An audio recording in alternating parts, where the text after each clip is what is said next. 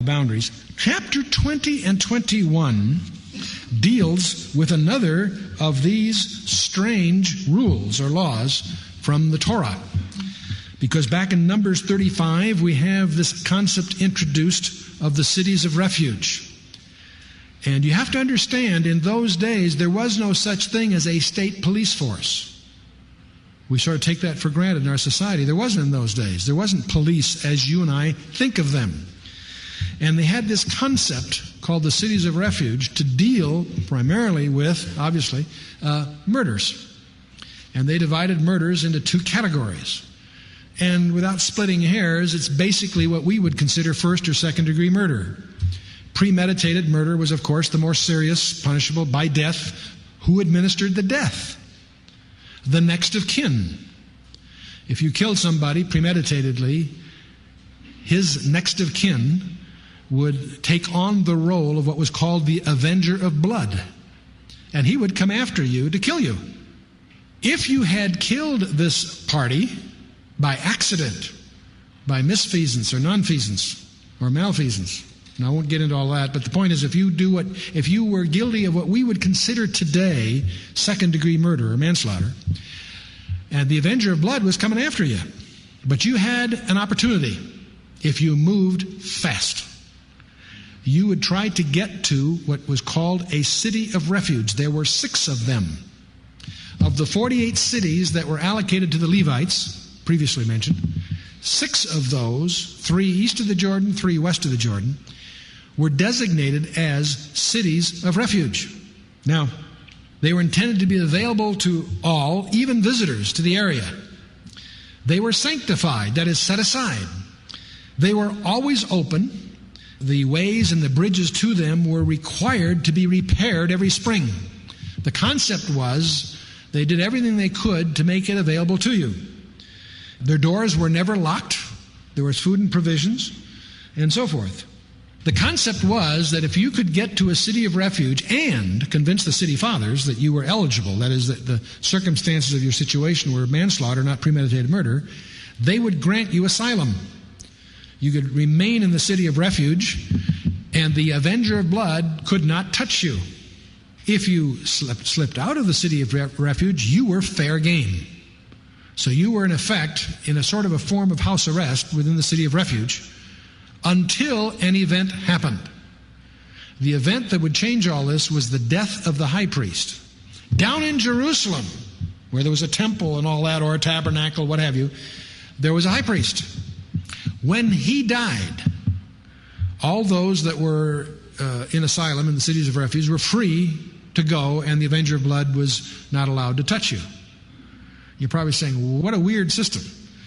The city of refuge idea you can sort of relate to, but why should it all change with the death of the high priest?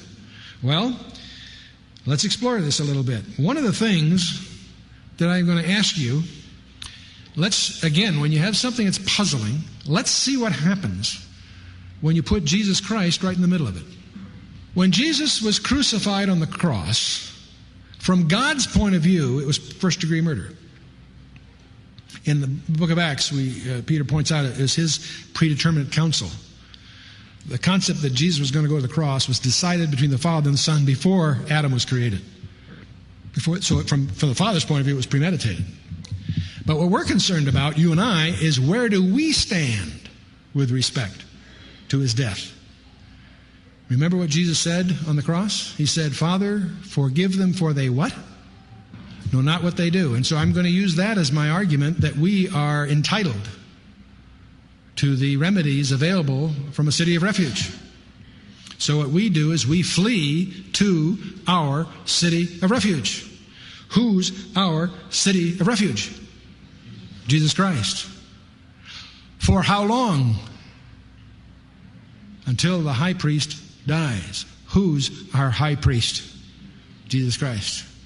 Oh, spooky, isn't it? It's a little further. There's some differences that you and I enjoy that the city of refuge situation didn't offer. The city of refuge would only provide refuge to the innocent. We're not innocent. We know we're guilty, right? Christ is more available. The poor guy to run the city of refuge had had something to do. He had to make some miles faster than his avenger of blood. We don't have to do that. Jesus is more available to us than any city of refuge could dream of being.